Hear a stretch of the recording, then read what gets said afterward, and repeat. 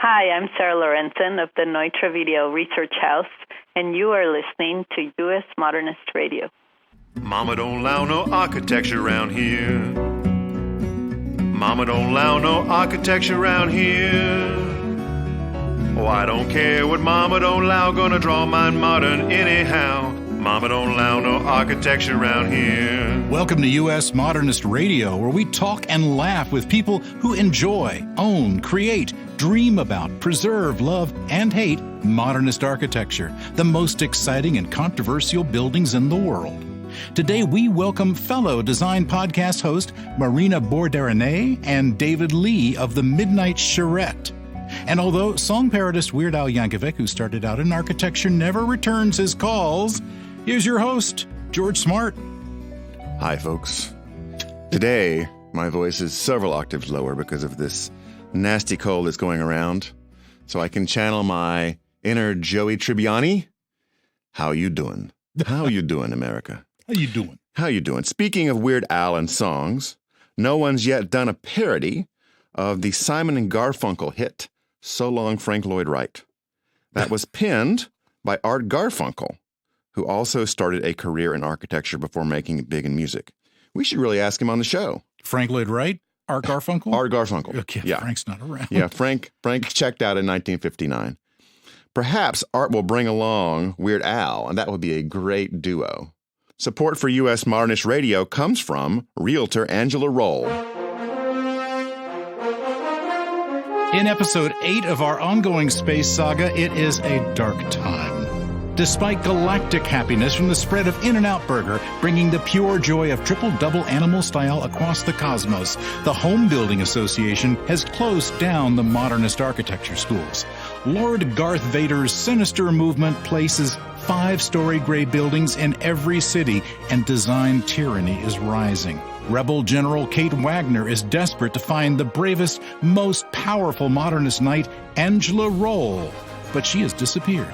General Wagner's rogue pilot, the dashing and Danish Bjarke Lloyd Wright, has made an uneasy bargain with drug dealers on the vegan home world, agreeing to steal the In-N-Out freighter vessel in exchange for Angela's location. Meanwhile, at Port Calatrava, still under construction and over budget after 200 years, Brad Vader, an orthodontist on the Wookiee homeworld, puts down his Novocaine. Yes, they're still using Novocaine. And engages his father, Lord Darth Vader. I am your father, Brad. In an epic battle. Insert lightsaber sounds here. Yes. Their fight is interrupted when suddenly Angela appears and reveals she is Brad's sister. Flashback 800 years to here on Earth, modernist realtor Angela Roll turns her incredible resourcefulness and architectural training to specialize in modernist houses, advising buyers and sellers on everything from appropriate renovation to getting your 23andMe test done before all hell breaks loose.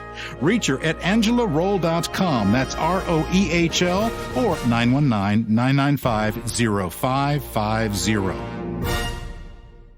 Over the past few months, we've been checking out our fellow design and architecture podcasts from all around America. We had a great time visiting Francis Anderton of DNA and Josh Cooperman of Convo by Design, and today we're excited to welcome the host of Midnight Charrette.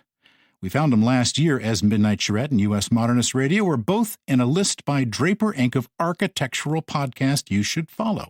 Midnight Charrette co-host Marina Bourderonnet grew up in France and worked for Cook Fox, Rockwell Group, Bromley Caldari, Lamb Architecture, West Chin Architect, D&DS, among others. She trained in Paris at a new school of architecture established in 2007, the Ecole Nationale Superieure d'Architecture de Paris Val de Seine, France, with a Bachelor of Architecture degree. She speaks 4 languages and loves, we recently learned, suspenders. Suspenders. Yes. You really sound like a native son there, George. Yes, thank you. Co-host David Lee grew up near Disneyland and previously worked for Cohen Peterson Fox and for FX Fowl, Grade, and HKWN, all in New York City. He has taught at Parsons and currently teaches architecture at Woodbury University. He also went to school in France, surprise, with a degree in music and architecture from the American Art School at Fontainebleau. David plays the trumpet and leads a brass ensemble, and he also has some definite opinions about Elon Musk. Yes, we'll find out more about that. Marina and David's guests on Midnight Charrette included architect and author Michael Sorkin, Dongping Wang, founding partner of Food, David Briggs, co-founder of Gowanus by Design, and David Basulto, co-founder and editor-in-chief of Arch Daily, who said, and I quote, "Their knowledge and views on the profession lead to a conversation that got intense," end quote. Marina and Dave's wide-ranging repartee with guests and between themselves does indeed cover the known spectrum of human existence, from the credibility of Aquaman to why you can't buy a simple cactus plant in Palm Springs. Welcome, Marina and Dave. Hi. Hey. I'm glad you guys could be on the show. We're very glad to be here. That is a pretty amazing introduction between the Star Wars, the light sounds, and then the research you did on the two of us. We're quite impressed. We spare no expense. Oh, yes. Our team has been up all night working on this. So before we get started, since most of our listeners are not architects, what's a charrette? Right. And is it necessary to do one at midnight? Yeah. So charrette is actually a French word. Am I It is. correct? I Yes. confirm. Well, yes. duh. Yeah. Charrette. Yes. And I believe it means cart. Yeah, it means like a cart on a wheel that typically horses would carry, like a long, long time ago. Right. So in architecture school, it basically means a very intense working period that is typically very short, or a project that's going to happen in a very short period of time. So if you're a student in architecture school and your teacher says this next project is going to be a charrette, basically you can be prepared for not sleeping for the next couple days as you will be hard at work. Yeah. Okay, so the Yeah. donkey carrying the cart full of hay is Yeah, also going yeah. to expect to not be sleeping for a few days. I'm trying to figure out the parallel here. Well, Yes. actually, the student is the donkey right now in Yes. that situation. Well, from what I've heard, it was, I think the use of the word charrette in architecture came back in the day when I guess the teachers would actually go around the studio with a cart, and when it came time to submit your work, you had to put your work on the cart. This is, Oh. of course, when you hand drew drawings. So that's, I guess, where it came from. That But that's just what I've heard. Thanks. That helps. So is this just another sophisticated word for cramming? It's close to it, Yeah, yeah. yeah. And when we chose the name of the podcast, it's a word that we thought more people knew, or at the very least, other designers who were not architects knew. But apparently, only architects know this word, which is not the greatest way to name a podcast, but it is what it is, I guess. It's like a secret handshake. Yeah. I think it'd make the great name for a burger place. Let's go eat at Midnight Charrette. But are they open for lunch? Yeah, right. So how did the two of you meet? How did we meet? I seduced her. Yeah, took him a How? long time, though. Let's not get into the details. So I went to school at Cal Poly San Luis Obispo for my undergraduate degree in architecture. And during fourth year, there's an exchange program with Marina's school in France. So I was on campus during that year, and she was studying abroad from France to Cal Poly. And we met like that. I think she had a studio, an architecture studio that she was in, and I was situated in the corner of the class, but not actually Wow. part of the class. So you were in California at this point? Yes. France. Or Yeah, France. yeah. California. That's Okay. okay. Yeah. So I was taking a studio, and David would arrive in the studio to start his day at the end of the day when everyone was leaving the studio. So I was wondering who was that guy who would come in when everyone was leaving. And he used to have 3 desks with whiteboard hanging from the ceiling and all kinds of like crazy custom made things to hold his pen, hold his glue bottle. I was like, who is this weirdo who shows up when everyone's gone, seems to work all night by himself with those boards hanging from the ceiling? And so we actually ended up, chit-chatting, meeting, and that's how it all happened. That's sweet. And this warmed your heart, this strange architecture student. Well, a road trip down to Los Angeles to visit case study houses was when we got to know each other a little bit better. Oh, so you pulled out the big move. Oh, yeah. Yeah. Yeah. I think case study houses have been the subject of many dates in California. Oh, yeah. When you're at case study, what is it, 22? The stall? The Stall House? Yeah, and you're up there. yeah. It's hard not to have some kind of romance happening. I was waiting for a proposal that day, but it didn't happen. There's still time. Yeah, it's still Yeah, waiting. tell me about it. So how did this progress from a friendship dating into developing a show?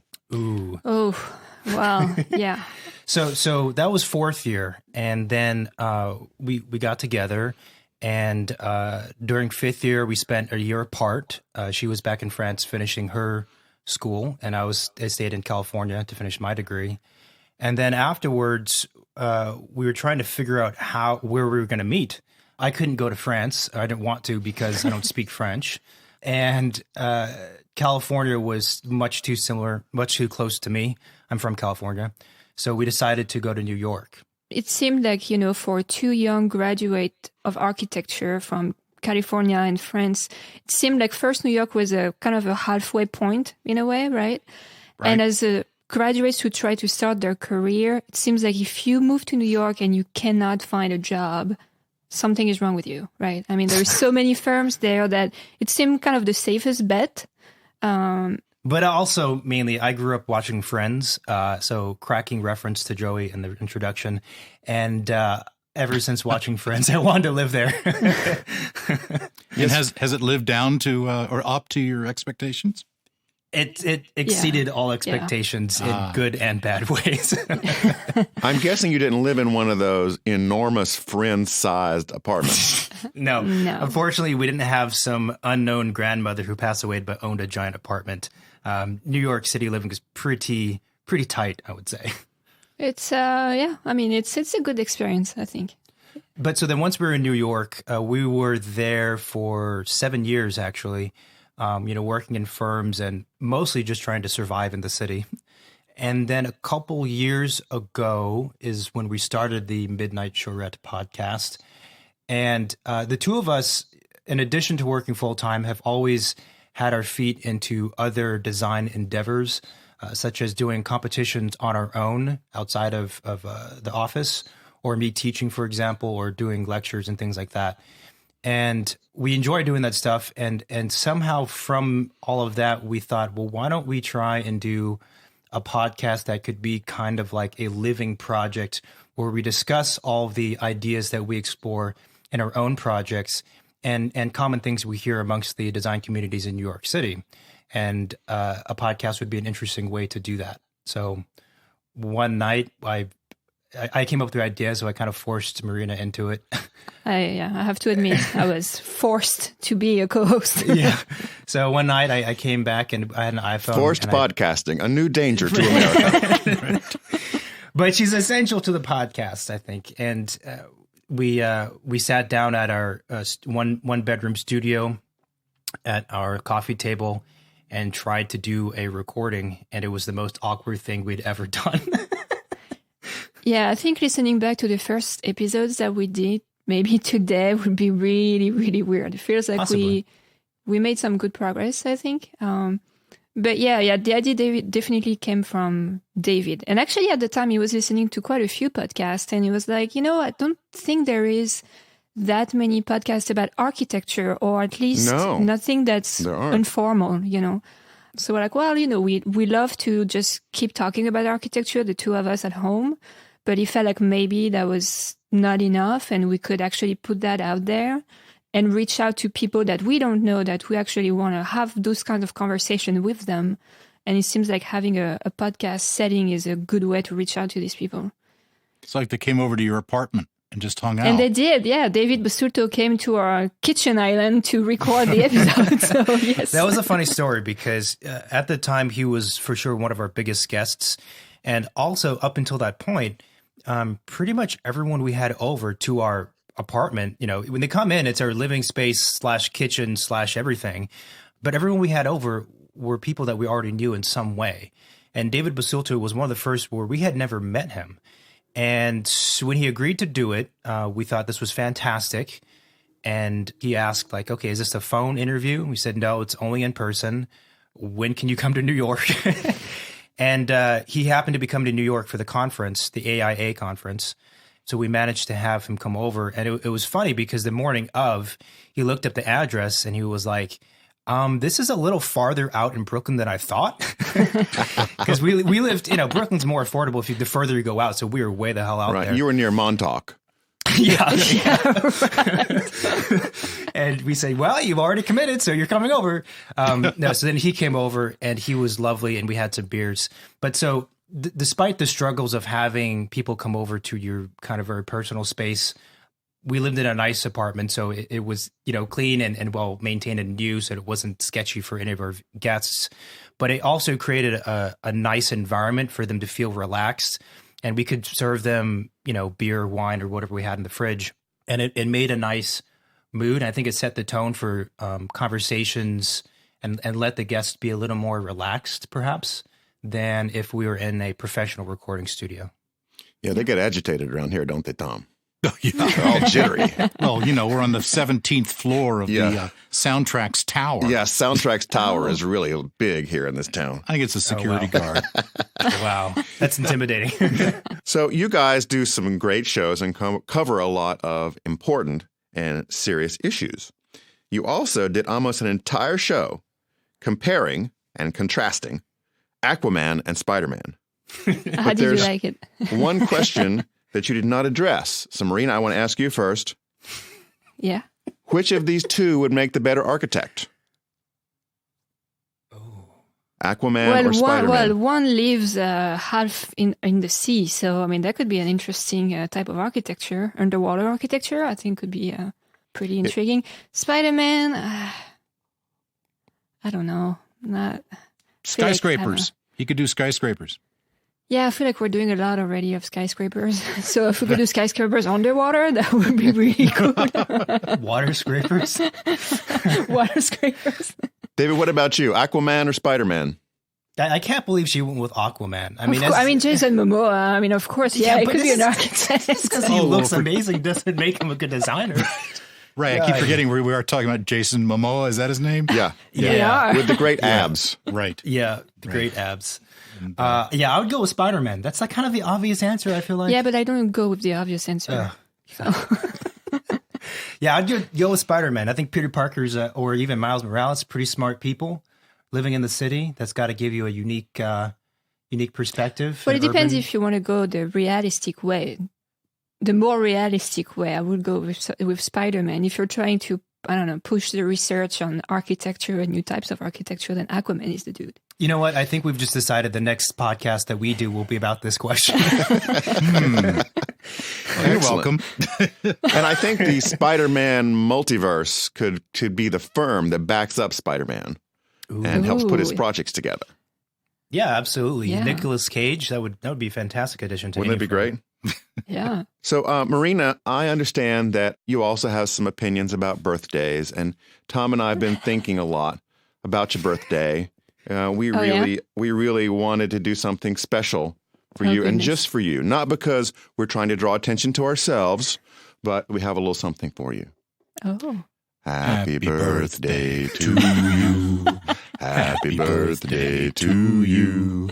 Happy birthday, Marina. Mr. President. Happy birthday to you. Thank you, Marilyn. Yeah, thanks for reminding me that I just got old again. Yes, Marina is really worried about senior citizen status. I am. I'm getting closer every single day. On more serious issues than comic book characters, I can think of two people who have enormously contributed to architecture, although in very different ways. Both have been accused of inappropriate sexual work behavior and received intense public scrutiny and condemnation. So, what do you all think about the field of architecture? What should it do with Richard Meyer and Charlie Rose at this point? Did you say Charlie Rose? Yeah. That's an interesting. I was not expecting that one. That's a good one. Really? He did? Yeah. With Richard Meyer, I'm trying to remember where they are at right now. He's left the firm, but I don't think any legal action was taken against him, correct? As far as I know, as of this recording, which is in January. Well, that's a little easy, don't you think? The guy does crazy stuff and he just walks away and that's it. Yeah, I was wondering actually why that hasn't happened yet. If it's because the incidents, supposed incidents occurred so long ago that they can't charge him. I'm not entirely sure. But the other thing that, if he leaves the firm, but the firm keeps his name, and now all of this is associated to his name, I don't know. It's a bit peculiar. I'm not question. sure exactly what should happen to Richard Meyer. I mean, I think it would be great if charges were pressed and it went further in a legal way, officially, rather than it just being stories on the news and whatever else. I would agree that I think it's a really strange move to keep his name associated with the office for many reasons. One of them being of his, sexual misconduct, but also I just think it's very odd to continue with a firm name when the work was so highly authored by basically one individual. I think if Richard Meyer were in his prime, let's say, and he was of the age of 35, then I think there'd be much more action that the community could do. But he's pretty old at this point. I don't know his age, but judging by photographs, he 80s, doesn't I look think. well. He's 80s? Yeah, okay. So it's kind of, I guess in a way, unfortunate because he was going to retire soon, and I don't feel like this greatly affects him, personally. Maybe he can't be in the public's eye as much, but he was kind of already on his way out. And I really wish that these things would have come to the front a lot sooner, because that would have greatly impacted his career. At this point, it seems like everything's done retroactively. And to me, it doesn't feel like that's quite enough, Yeah, and I mean, even if the guy is 80, if you have to go to prison, you're 80 or you're not, like the measure should be taken so he pays for what he did. The interesting thing is whether or not we choose to separate the work from the author, right? The architecture from him as a human being, because certainly his work was maybe not influential, but one of the greats, right? He was one of the 5 whites, I think they called him, and very, very well known. And from a formal standpoint, I think as an architect, really tremendous stuff. I mean, if we're just looking at the work and not thinking about him as a person, really phenomenal, right? Formally speaking. Function-wise, there's issues within whatever. And it's kind of hard because so in the classes that I'm teaching, when I'm dealing with underclassmen, I have to bring up his name because he's Richard Meyer. He produced some amazing work and was very prolific. But it always comes with this kind of asterisk and this feeling of, well, should I be talking about him because of what he did to these people? And it's a question that I think needs to be asked. But I do think I'm kind of the opinion that we do have to separate the work from the artist in some cases. Yeah, I would agree. And Charlie Rose, most people know from the CBS morning show, but he has been one of the foremost journalists for architecture in the last 20 years, with his PBS show interviewing architects from all over the world. He really is quite a figure in the design space, but he has received these kinds of allegations as well. Yeah, I'm not too up to date with what happened with him. I mean, I know his show is no longer on air. Again, he's another person who's pretty old. I think when this came out, though, he was still active, correct? He was still on the CBS Morning News, yes. Yeah. I would say what things should happen with Charlie Rose would be very parallel to what happened with Richard Meyer. I think it's just unfortunate that one of the few people who kind of, let's say, advocated for architecture on a really, really public platform that far supersedes any of the kind of the architects' platforms ended up being accused of these things or doing these things. And it's a bummer. No, yeah, it really sucks. Also because really he's sucks, right? one of the people that I looked up to kind of growing up, seeing his interviews. He's a fantastic interviewer, and I liked the format, and I liked, especially his interviews of architects and filmmakers and things like that. But again, I don't think that because a person did something horrible that you can then automatically fully dismiss all the stuff they've done. No, I don't think you should, but it's true that, anytime you're going to think about the work that these people have done, in the back of your mind, you still have that kind of bitter flavor of that other things that is now associated with their name, right? Is this maybe a little bit similar to how the architecture world views Hugh Hefner? I mean, well... I don't know. How do they view Hugh Hefner? Who is that? He's the founder of Playboy. He advocated for modernist design in the pages of his magazine. back in the 60s and 70s, obviously along with everything else that was in Playboy. And so do you roast him over the way he treated women and then ignore the platform that he provided for designers and architects? Or do you divvy it out in a way and then view him with a little bit more dimension? I think as, architects and designers, it's kind of like the way our minds are structured is to be able to analyze things with a fair understanding. From different perspectives. With a very objective understanding and opinion. So I think I would probably make the difference between these two sides of this person, right? Like what they did in their career and the work that they've been doing versus who they are as human being and, whatever is wrong with them. I think you have to make that distinction. I think it's not fun to do, especially if some of these issues are really close to you as a person, if something like this happened to you or to someone you know. But I think there's a tendency now for people to kind of draw a line in the sand and say that we're fully on one side or fully on the other. And that if you disagree with Hugh Hefner's treatment of women and kind of how he used them in a way, let's say, then you have to fully dismiss everything else. And I think that's what a lot of people do now. And I don't agree with that way of thinking. I think there are cases where a person is just kind of on one side entirely, but that's not often the case. And I think it's limiting conversations and distorting reality when we start to kind of just group everything in one piece, because that's not the truth. The truth is, as you were saying, Hugh Hefner had a certain impact regarding modernist architecture, or Richard Meyer produced these amazing works, and that's a reality, and you can't dispute it. I mean, you can dispute that whether or not you like his work or don't like it, and whatever else, but you can't argue with the kind of presence these people had. And I feel like it's really important to go through that mental exercise of realizing that there are multiple dimensions to pretty much everyone, and there's goods and bads with it. I think that's more of that needs to come into play, because I think everyone's reactions now tend to be very knee-jerk, and they tend to be very anti whatever we're discussing. Okay. But knee-jerk is so easy.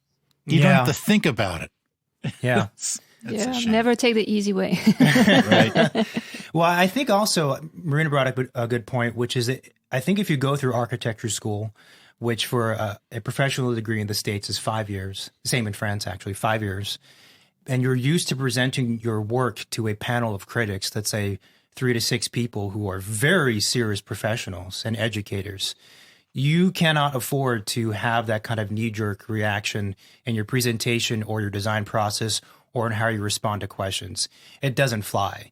Pretty much when students come in as first or second years, they do exactly that. They do what is almost human nature to react that way and to kind of make blanket statements. And I'll tell you very quickly, within a couple reviews, they'll learn not to do that, because the conversation can always go deeper, right? And it's something I think that maybe architects figure out in school because it gets beaten out of you. Yeah, when you're in architecture and you have a project you're doing, you have to look at the pretty things and the ugly things, right? I mean, and for each of them, you have to look at the pretty side of the ugly things and vice versa, right? Because I think it's important to learn from both sides. You need to extract the information and try to use it in different ways. The learning aspect is a big part of what we do, I think, in design and architecture. And that's also why I think a lot of designers are pretty good at role-playing and seeing different perspectives, because that's the only way, I think, when you're designing something that you really start to push the boundaries and get to something new and different. The only danger with this kind of approach is to not take any position just present both sides and just stay in the middle. I think it's important to look at both sides the same way and question them, but at the end, you should decide what side you're on and why, right? Well, speaking of that, I have another question for you. All right. So, who's the better architect? Mike Brady of the Brady Bunch or Ted Mosby of How I Met Your Mother? Who was the first one? Mike Brady of the Brady Bunch. Was he an architect? I don't know who that is. Indeed. He designed that cool house with the staircase. We're going back in time. I think we're too young for the Brady Bunch folks. They were babies back then. They weren't even born back then. I don't think the guy from How I Met Your Mother would be the best architect. It's always whining. He's really unsure of himself. It's like I would not trust him as my architect for sure. I don't know what the Brady Bunch. The other one. I don't know who the other one is. I don't know what the Brady Bunch guy did, but the How I Met Your Mother person he annoys me purely because he has too much time spent like figuring out who his wife is going to be or whatever. But the reality of like most architects is we don't have time to think about these things. We have work to do. That would be hard to be an architect and they're filming a TV show at your house at the same time. You really got to be difficult. Budget your time carefully. So winning by default, it's Mike Brady of the Brady Bunch. Yeah, let's go with that. Another story of a man named Brady. So the two of you took a journey to one of our favorite places, Palm Springs, California, where there are thousands of mid-century modernist homes and buildings and banks and offices.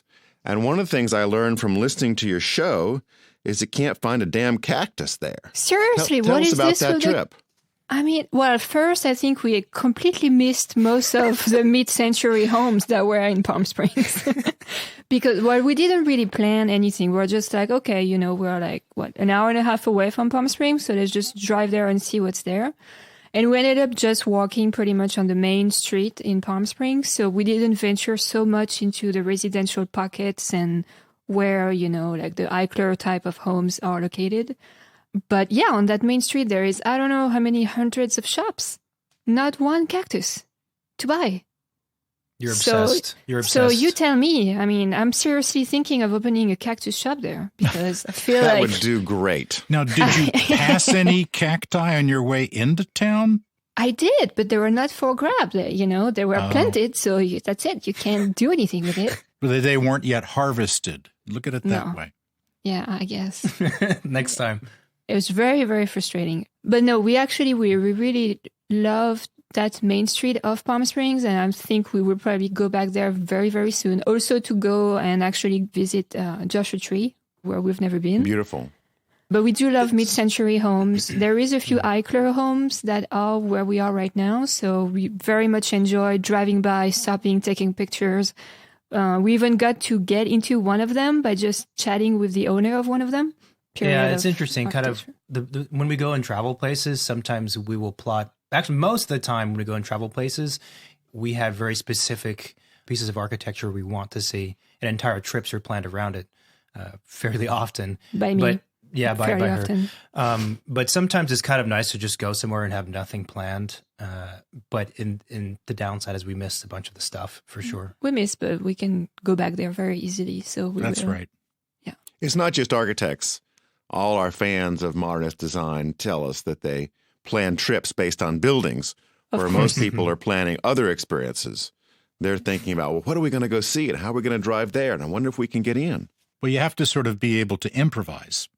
Exactly. And sometimes, it's when you get lost in one street that you find the perfect building you are looking to see or things that really surprise you on the way. And I think that's the great thing about having some training in design or architecture, or just being interested in it even, is that you can go somewhere and have nothing planned, but just by walking around and using your eyes to look at stuff, you get a lot out of it, and you can kind of question, analyze, and guess what the people are like here, how they live, how they move throughout the building and the streets.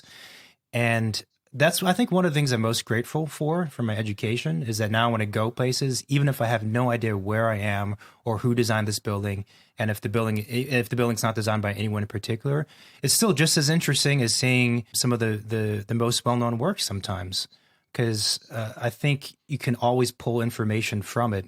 And then sometimes going to see a famous piece of architecture actually distorts the experience and trip so much that I myself wonder, what would I think of this thing if I just come across it by chance and I didn't know that it was designed by so-and-so and I wasn't part of a tour and things like that. Sort of the surprise of discovery.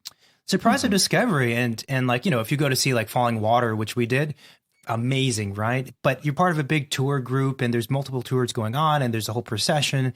And it's in a way, you're not really seeing the building in its truest form. And you're not really getting to understand it in the most honest and transparent way. And I think that's a question I'm always wrestling with when I go to see stuff. Well, if you're Angelina Jolie and Brad Pitt, you can see it privately, as they did about 10 years ago before things went awry for that relationship. Have you had Brad Pitt on your show? Strangely enough, he doesn't return my calls. I know. It's the same with us. He's another person who's like, in the spotlight, but has been advocating for architecture. And we should all try to have him on our podcast. That's right.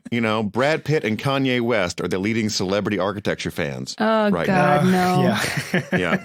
Don't get me started. So, David, I listened to a show where you were talking about Elon Musk, who is drilling tunnels around the country and the world, including a project he is working on in L.A., that I think initially was going to connect the valley with LAX, something like that. Something like that sounds familiar. So just share with me your thoughts about Elon Musk. As a human being, I couldn't say I've never met him.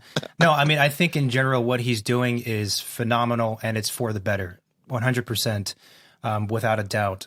I take particular issue with his proposal for underground transportation in Los Angeles.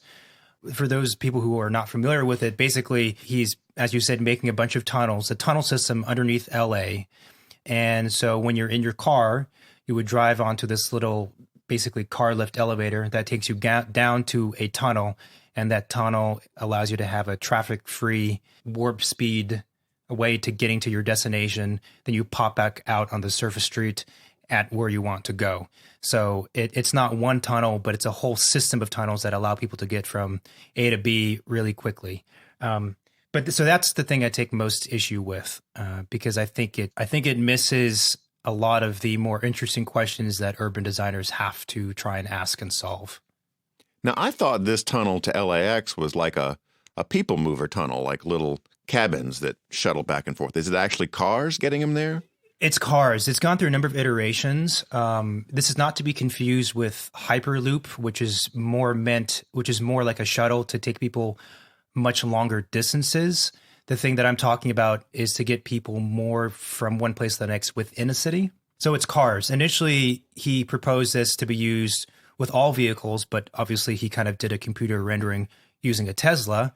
And then he got a lot of heat because it was like, okay, so this is prioritizing automobiles and people who can afford Teslas and people who can afford to have cars.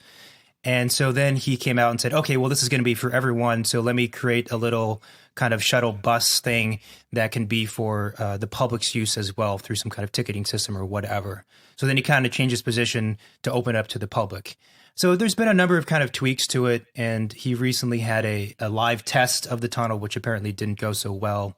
So it's been through a number of iterations. What can go wrong in a tunnel test? I keep thinking that the driving up to the elevator to go down to the tube is the beginning of a traffic jam. Yeah, that's a very common. Yeah, that's a very common opinion amongst many urban designers and planners. Specifically with his tunnel, I guess it was just really roughly done.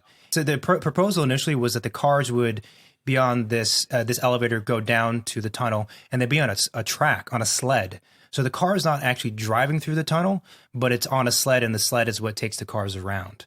But I guess the sled has now gone away, and it's been boiled down to, from what I hear, basically just a tunnel for one car. And I guess the tunnel was not even well made. Like it was really bumpy and things like that. But the issue I have is less with any technical problems that there might exist or any issues of traffic with the elevators, which I do believe would happen.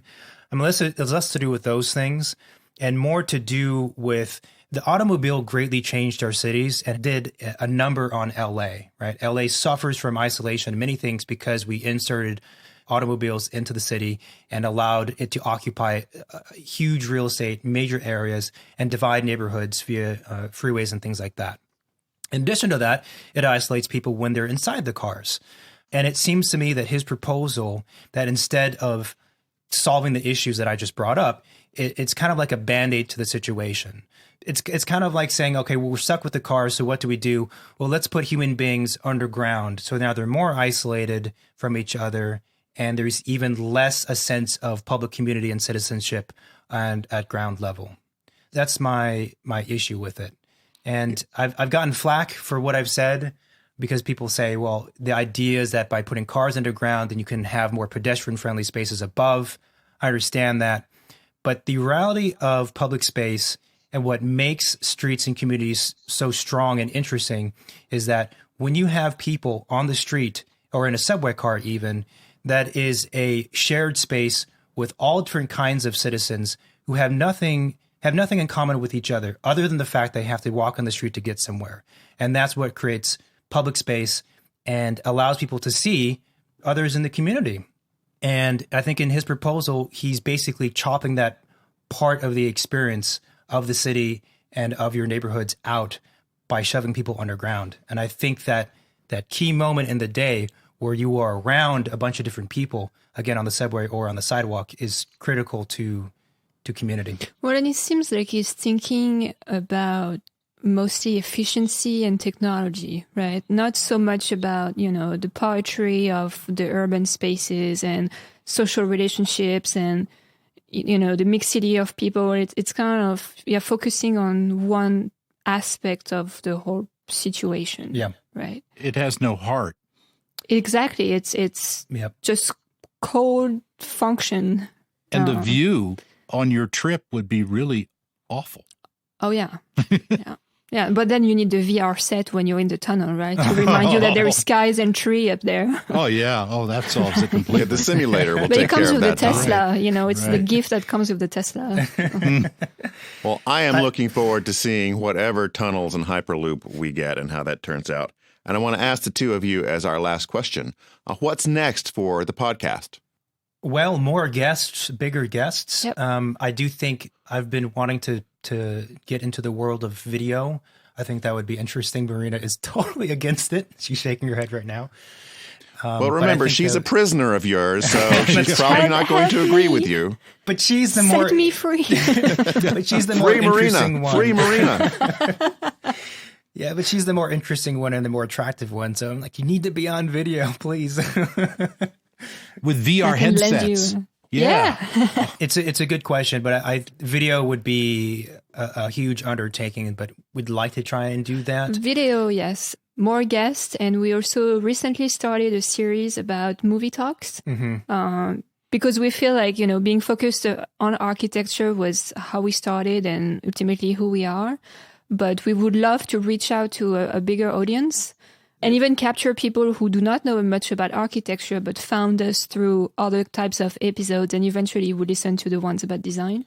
Yeah, because I think initially the idea we had for the show was that we would cover a range of topics, which we've done, but that the podcast would be less specifically about architecture, but more about how two designers and architects view the world through the lens of two architects, let's say. That would be you. Yeah. Yeah, that would be us, and then through our guests. And we're always trying to push that, and it's kind of a difficult thing to do. So I think trying to go in more that direction is something we'll try to achieve. And as part of that, we're going to do a number of episodes coming up that are specifically for people who are interested in doing houses. So having contractors on the show, having experts in woodworking or carpentry and things like that, and talking to real estate agents and discussing about the building process. So, content and information that's useful for people who are interested in doing buildings and aren't architects. Marina, David, this has been a real blast. Thank you so much for joining us today. Well, thank you for having us. Thanks for having us on. This was a lot of fun. Thanks for listening.